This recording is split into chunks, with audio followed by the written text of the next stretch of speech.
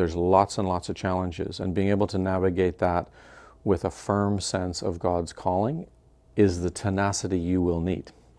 And so Ray had all of those qualities. I was just reading the resume and ticking mental boxes, and it was very clear. Welcome to The Connected Good, a podcast about what becomes possible when people meet in hope. Every episode, we chat with different changemakers, advocates, leaders, and everyday people that are pursuing justice and amplifying hope. This episode, we're joined by Brian McConaghy, founding director, and Ray Lamont, executive director of Ratanak International, as they share about some updates from the organization.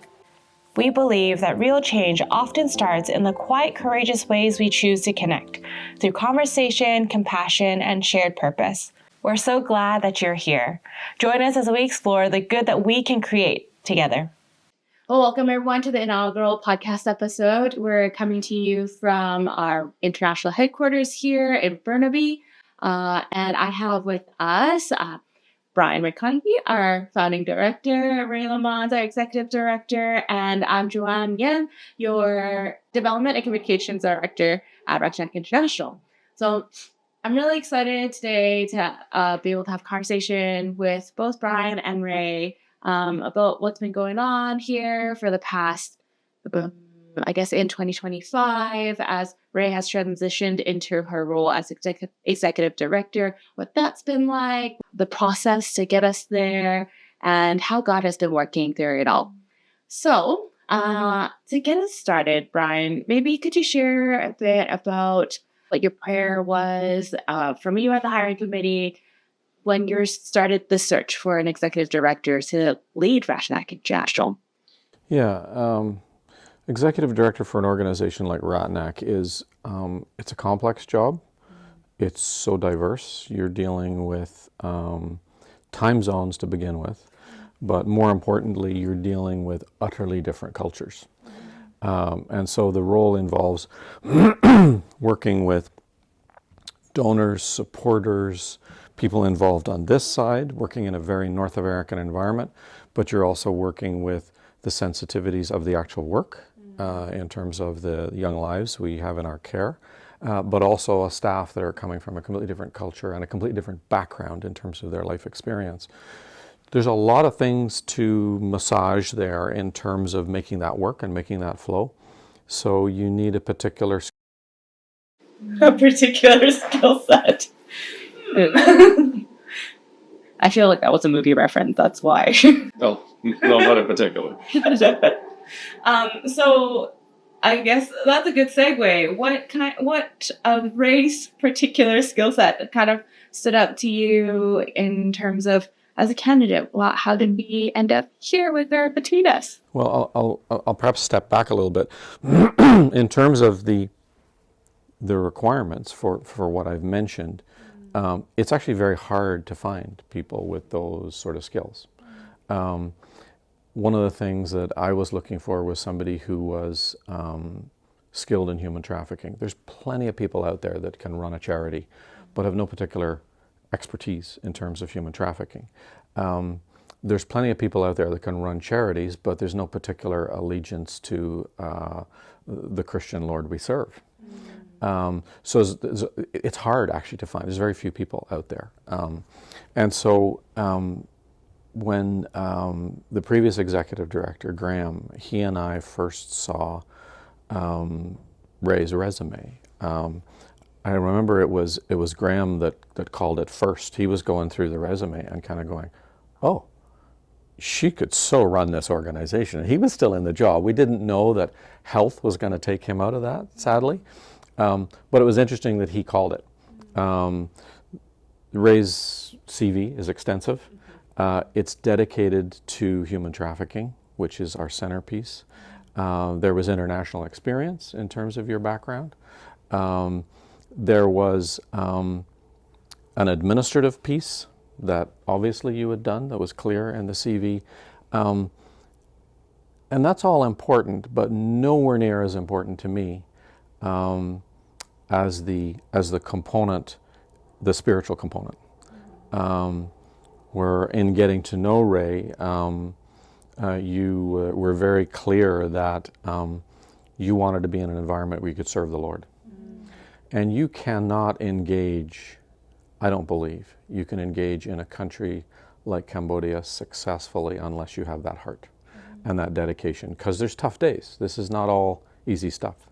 There's lots and lots of challenges, and being able to navigate that with a firm sense of God's calling is the tenacity you will need. And so Ray had all of those qualities. I was just reading the resume and ticking mental boxes, and it was very clear. Obviously there were other applicants, there were people that applied, but the skill sets that Ray brought to the table were outstanding. What I'm hearing, Ray, is that you're 1 in a million. Which, I mean, just in the time that we've known each other, I'm going to say that for sure. I've never met anyone like Ray, really. You like bring such a joy and silliness sometimes, but you can be serious and talk about the hard things, and you're okay in mess. And so it is really, I've really enjoyed our time together. But before we get into learning a bit more about Ayan in a work setting, I want to hear about what you do on the weekends. What do you do outside of the office? Yeah, that's a good question. I think there's a lot of things that just kind of gets my heart pumping, that brings me joy, that brings me into a space where I feel rejuvenated because of the things that I like to do outside of work. So I think first and foremost, the thing that gives me the most joy is that I'm a mom. And I'm a mom to I say, incredible little boys. They're not little boys, they're like my height. Probably give them another couple of months and they're going to be taller than me and looking down at me. But I'm the mom to 2 incredible little boys that I'm thankful to have in my life every day. They make my life better. They bring a lot of silliness and laughter and adventures and just amazing things to my life. I am so thankful to be their mom. I'm so thankful to be a mom. I'm thankful to be their mom. But yeah, so first and foremost, outside of work, I'm a mom.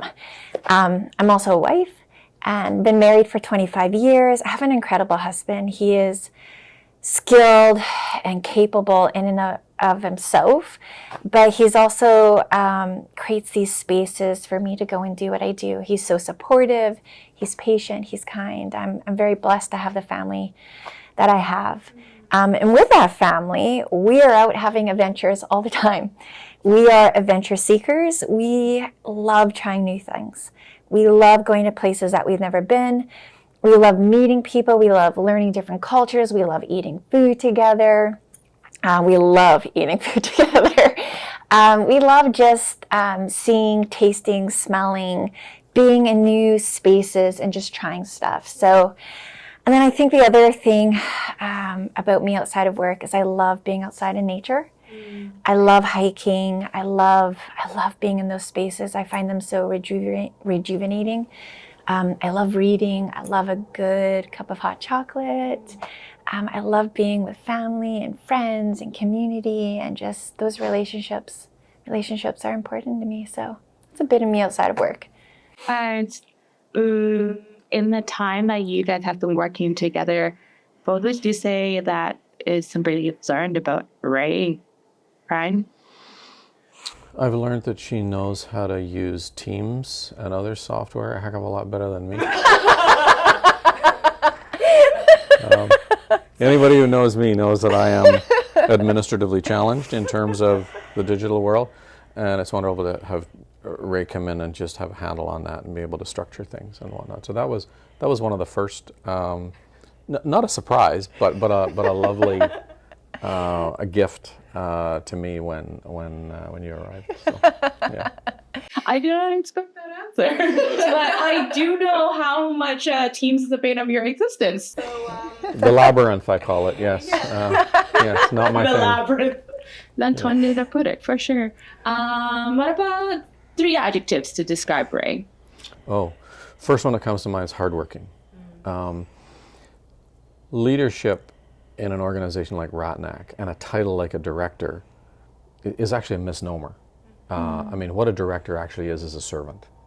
If things are being structured properly and run properly, it's servanthood. So Ray brings that servanthood. You absolutely do that. You are first to arrive, last to leave when things are going on. That kind of drive, that kind of leadership from a servant position is absolutely key. So hardworking is first, I would say, in terms of how you perceive Ray when you first get to know her in a work environment. She's going at it all different directions. In terms of the spiritual piece, that is huge in terms of her motivation, in terms of her care. That is maintained in Ratanak as a pillar, a central pillar. We never want to be sliding into a secular social services organization. There's plenty of those out there. The freedom for young lives ultimately comes from an understanding that they are loved and cared for by a God that adores them and would die for them. So that piece is central for Ray. So the spiritual piece. I think the other piece that is absolutely key is Ray's desire to learn about Cambodia. I mean, your experience internationally has been Greece and Italy and whatever. It has not been Cambodia. That's a stretch. It's a hard place to learn. And any society that's post-genocide, any society that's been through what it's been through, the learning curve is vertical. And so you have to have that first point, that tenacious drive to learn and to work late hours, essentially, to learn this environment, learn the people, learn how to bless Cambodians, learn how to serve them in a way that is sometimes counterintuitive. And that's something you could probably speak to in terms of there are elements of this that are utterly counterintuitive at times in terms of what's appropriate. How do we bless and serve Cambodians? And that's something, your willingness to learn that and engage with the Cambodians in a way that is absolutely vital. That's been key for me. Actually, Ray, you've been to Cambodia a couple of times now. We've gone on a trip together. So what are some standouts to you? How has Cambodia captured your heart? Yeah. I would say first and foremost, the people. And I'll talk not only just the people that we've met outside of our work, but especially the people that we've met inside of our work. So our team, and then the people that we are supporting, that we are allying with, that we are journeying alongside. We have an incredible team, not only in Cambodia, but in Canada as well. But specifically for Cambodia, I look at that team that comes to work every day. They are so passionate about the work. They are so committed to what they're doing. They are extremely skilled. A lot of education, a lot of experience, a lot of skill set. They bring all of that to what we do, and then we do it well. And the impact is immense. So to go and to meet that team, to sit with them, to talk, to get to know them more, to see their heart being lived out in what they do at Ratanak has been absolutely incredible. But then to see all of that and how God uses that to do the work that we're doing, to have the impact that we're doing, to change the lives, to bring freedom, to see healing and restoration, and not just immediately in our center, but going back into the villages, into the districts, all throughout the country is incredible. And so that has deeply impacted me. I think about our team in Cambodia probably too much. I think about them all the time. I think about what I've seen, the work that they're doing, and how that is forming me as a person, both professionally and personally, but also forming me in the work as executive director that I'm doing here. If I can just add to that, I mean, one of the joys of the Ratanak environment is that, and I've told Cambodian government officials this, so this is not about jobs. This is not about contracts. This is not about developing programs or pensions, it's about loving the Cambodians. And so it is a joy to work with our Cambodian team because they really very quickly become like family. I mean, loving them. And I think that's one of the things you're basically describing is this is not just a transactional professional relationship. There is common goals. There are common goals. There's a love and a care from them to us and us to them, that it's sort of a family environment. And that's one of the things that we all cherish at Ratanak, that it's not just a job. Which is another one of those things you need in an executive director is to play in that space. That it isn't just a job. It isn't just a 9 to 5. It isn't just I have to have a meeting with you because of X. No, it's about, do I actually care for you in this meeting? Do I actually know what's making you tick or what your stresses are? Do you know what my stresses are? Can we relate together in a way that's supportive and beautiful, that actually would honor the Lord? And that's the DNA of Ratanak, and that's what we're seeing develop more and more with Ray as she engages with the team.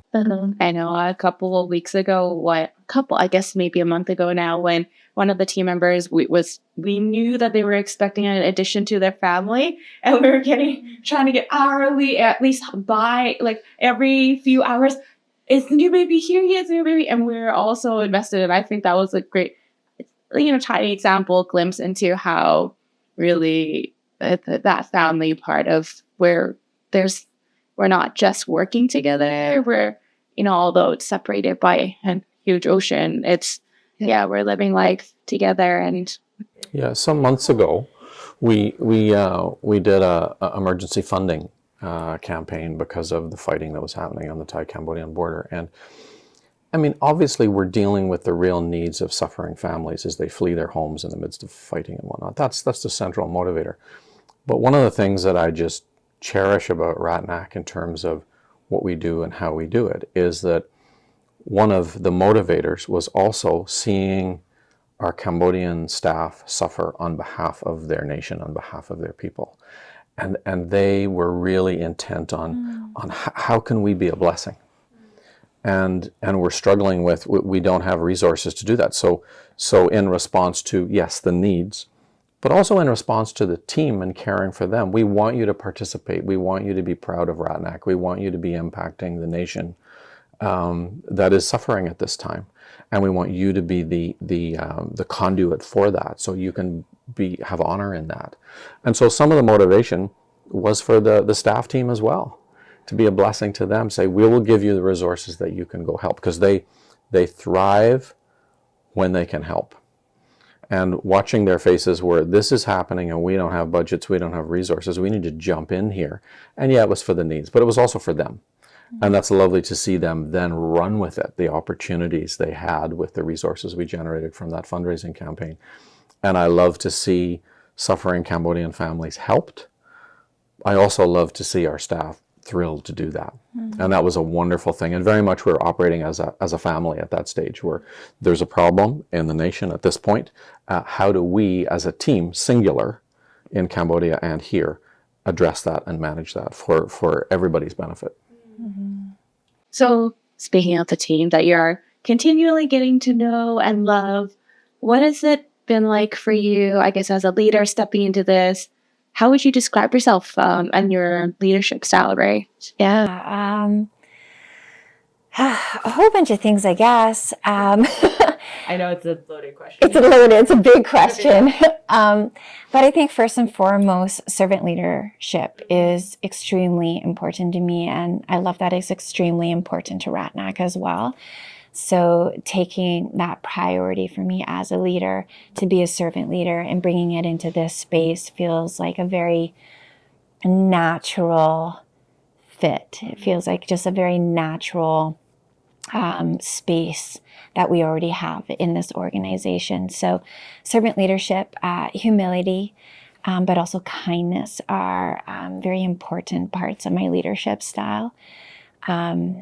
Especially kindness, I think, is very important. How we treat one another, how we talk, how we build each other up is very important. So another aspect of my leadership style is just the importance of how teams are built, how teams interact with each other, how do we occupy spaces. And so I'm really good at building those spaces and working with teams to do that. My leadership style is also very collaborative.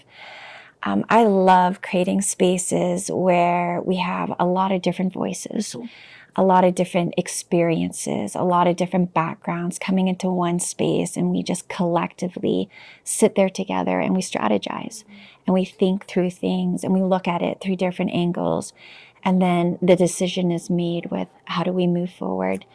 I'm very strategic in my leadership, working to get in front of things, to be intentional so that we're not being reactionary, but we're very proactive in the things that we do. And then in my leadership, I'm discerning, really sitting in spaces and listening to what God is saying, where he wants us to go, what he wants us to do. I really always want to put him first. I always want to be chasing him, being obedient when he says move. I want to go. When he says do this, I don't want to hesitate. So that's also an important piece of my leadership style. Okay, so I suppose kind of a bigger question then, what does it look like for us moving into 2026? And what are both your prayers for Ratanak moving forward? Because in this season, I mean, you stepped officially into your role since April. Yeah, I love this question because I've been thinking about it a lot.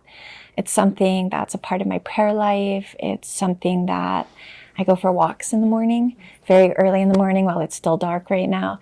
So things that I'm praying and thinking through.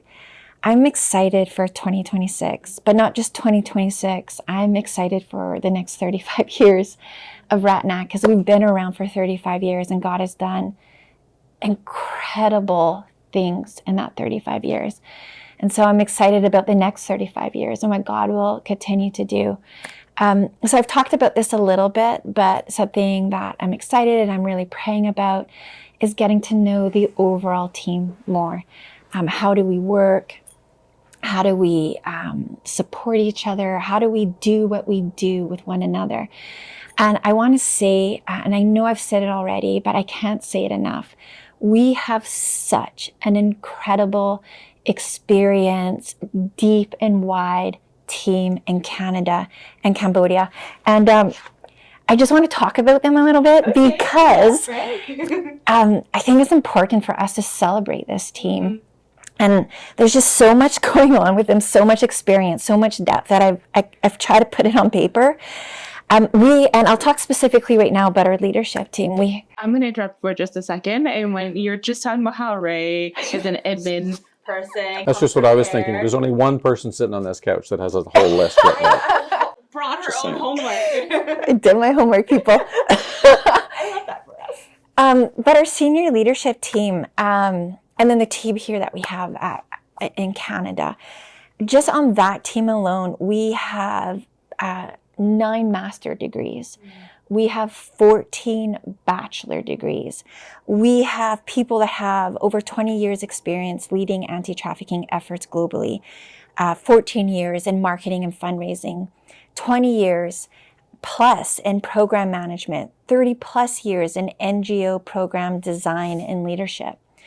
We have individuals with 18 plus years in survivor care and project management, 20 plus years in child protection and social work, 10 plus years in NGO leadership. And then we have this wide range of skill sets, things like community engagement, community outreach and care for populations with vulnerability, policy development, financial leadership and governance, strategic planning, organization transformation, public speaking, strategic communication, branding, video making, monitoring and evaluation, business analysis.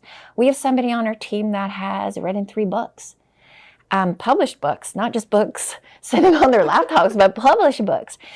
We have people on our team who specialize in trauma-informed care and donor engagement and government partnership and government mentoring. And that's just our leadership team. And then we have our staff in Cambodia who are professional licensed counselors, who are social workers, who engage with the government, who do child protection work, we just have this incredible team that God keeps forming in our DNA of who we are as Ratanak International. And it's such an honor and privilege to work with them. But I'm excited about them. I'm excited for the next 35 years to keep working with them, to get to know them more. I'm excited and praying about our donors. So we have this staff side who does incredible work on a daily basis in both Canada and Cambodia. But then we have our donors. And our donors are an important part of this story because they also help us do what we do, not only through financial donations, but they pray. They come to events. They connect with us. They ask questions. They talk about us, with other people, with their friends and families. And I'm really excited over the next year and years to come to meet our donors, to learn their stories, how they got connected with us, why they love Ratanak so much. I'm excited for that. I'm also excited specifically for 2026. We've already started it now, but we're doing an evaluation of all of our departments, our projects, our programs, to really see what we're doing, how we're doing, what is working well, where can we grow. And this is setting us up for our International Steering Committee, which is next summer, where we have our board, our senior leadership team from Canada and Cambodia coming together. And we're going to dream about what is our next strategic plan for 2027 to 2032. What is that plan going to be? Where is God leading us? What spaces does he want us to be in? Where does he want to challenge us? Where do we need to get uncomfortable? So I'm excited about that. There's a lot of amazing, good things going on.